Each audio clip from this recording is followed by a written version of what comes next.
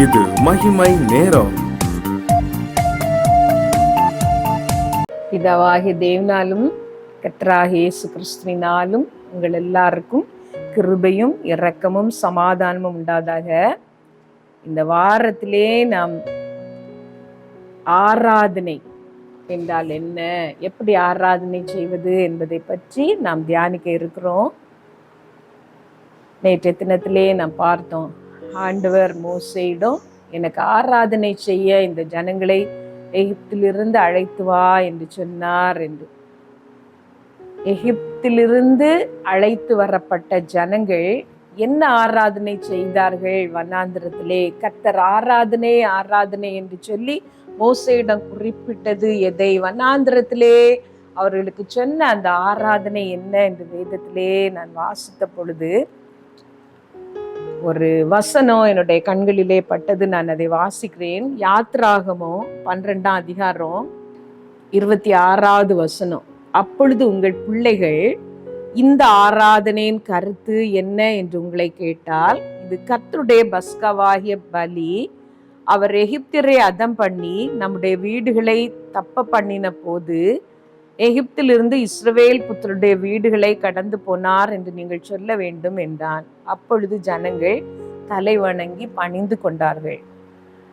ஆண்டவர் குறிப்பிட்ட அந்த ஆராதனை செய்யும்படி என் ஜனங்களை போக விடு என்று சொல்லி மோசே பார்வோனிடம் சொல்லி கேட்ட அந்த ஆராதனை எது என்றால் பஸ்காவாகிய அந்த ஆராதனை. எகிப்திலிருந்து இஸ்ரவேல் ஜனங்கள் புறப்பட்ட அந்த கடைசி நாளிலே கர்த்தர் அவர்களுக்கு ஒரு கட்டளையை செய்யும்படி பணித்தார். அவரவர் வீடுகளிலே பஸ்கா ஆட்டுக்குட்டியை அடித்து அதன் இரத்தத்தை எடுத்து நிலைக்கால்கள் ரெண்டிலும் நிலையின் மேற்சட்டத்திலும் தளிக்க வேண்டும். அப்பொழுது அந்த சங்கார தூதன் உங்கள் வீடுகளை கடந்து போவார் என்று சொல்லியிருந்தார். அப்படியே இஸ்ரவேல் ஜனங்கள் புளிப்பில்லாத அப்பத்தோடும் கசப்பான கீரையோடும் அதை புசிக்கும்படி வேகமாக அந்த பஸ்கா பலியை செலுத்தின பொழுது அந்த சங்கார தூதன் எகிப்து முழுவதும் கடந்து சென்று பார்வோனின் தலைப்பிள்ளை முதல் இயந்திரம் அரைக்கிறவனின் தலைப்பிள்ளை வரைக்கும் எல்லா தலைப்பிள்ளைகளையும் சங்காரம் பண்ணினார்.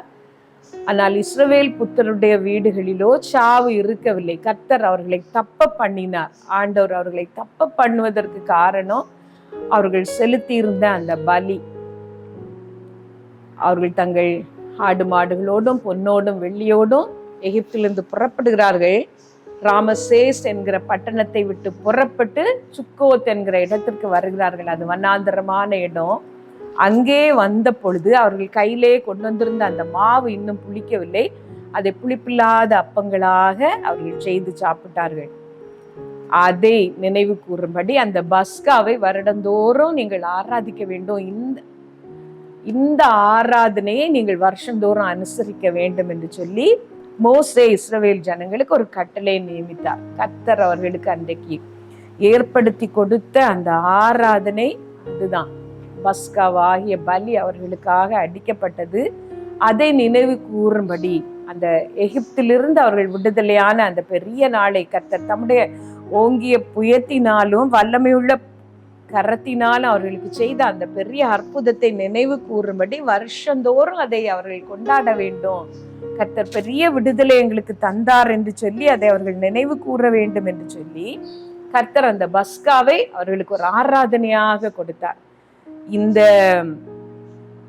பஸ்காவின் மூலம் நமக்கு தரப்படுகிற ஒரு செய்தி என்னவென்றால், நமக்காகவும் பஸ்கா பலியாக ஒரு ஆடு அடிக்கப்பட்ட வண்ணமாகவே, உலக தோற்றம் முதற்கொண்டு அடிக்கப்பட்ட வண்ணமாகவே இருந்த அந்த ஆட்டுக்குட்டியானவர், உலகத்தின் பாவத்தை சுமந்து தீர்த்த அந்த ஆட்டுக்குட்டியானவர் நமக்காக சிலுவையிலே பலியாக அடிக்கப்பட்டார். அவர் தாம் காட்டி கொடுக்கப்பட்ட அன்று ராத்திரியிலே அப்பத்தை எடுத்து ஸ்தோத்திரம் பண்ணி அதை பிட்டு, இது உங்களுக்காக பிற்கப்படுகிற என்னுடைய சரீரம் என்றார். அந்தபடியே அவர்கள் போஜனம் பண்ணின பின்பு அவர் பாத்திரத்தை எடுத்து, இது உங்களுக்காக சிந்தப்படுகிற என்னுடைய இரத்தத்தினால் ஆகிய புதிய உடன்படிக்கையா இருக்கிறது என்று சொல்லி அவருடைய சரீரத்தையும் அவருடைய இரத்தத்தையும் நமக்காக ஊற்றி கொடுத்தது மாத்திரமல்ல, அவரை நினைவு கூறும்படி அதை செய்யுங்கள் என்று சொன்னார்.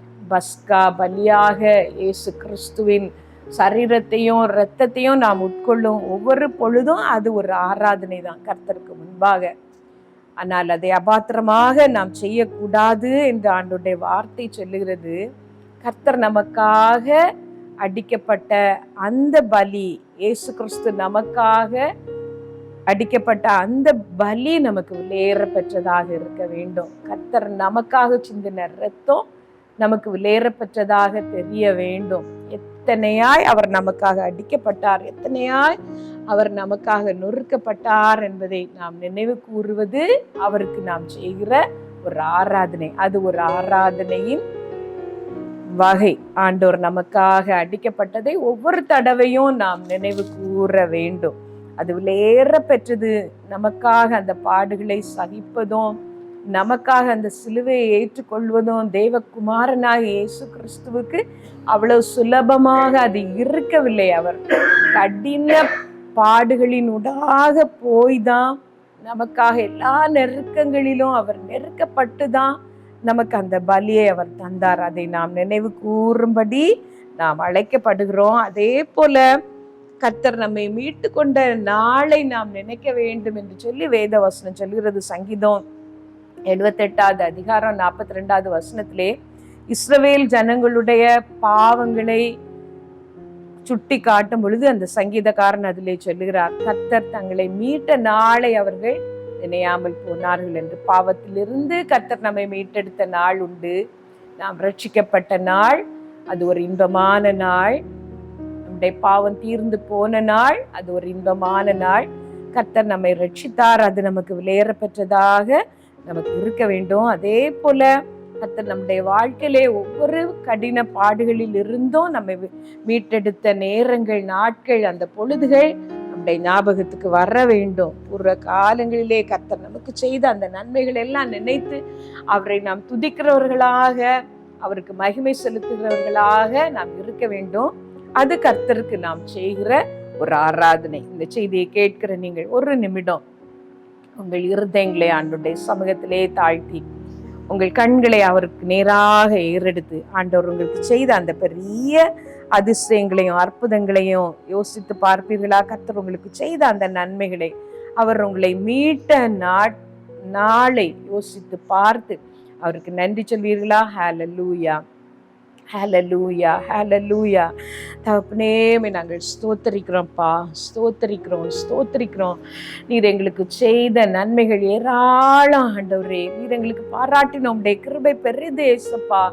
நீர் எங்களை தூக்கி எடுத்த அந்த நாளை நாங்கள் நினைக்கிறோம். உளையான சேற்றிலிருந்து எங்களை தூக்கி ரட்சித்த அந்த நாளுக்காக நாங்கள் உமக்கு நன்றி சொல்றோம் ஆண்டவரே. எங்க வாழ்க்கையின் ஒவ்வொரு கடின பாடுகளிலேயும் ஆழங்களிலிருந்து நாங்கள் கூப்பிட்ட பொழுது எங்களுக்கு விடுதலை தந்திரே. எங்களை கண்மலை மேல் நிறுத்தினீரே ஆண்டவரே. உமக்கு நன்றி அப்பா, நன்றி நன்றி நன்றி. உமக்கு நன்றி உள்ளவர்களாக வாழ எங்கள் ஒவ்வொருத்தருக்கும் உதவி செய்யும். எங்களை அர்ப்பணிக்கிறோம். இயேசு நாமத்துல கேட்கிறோம், ஜீவனுள்ள எங்கள் நல்ல பிதாவே, ஆமென்.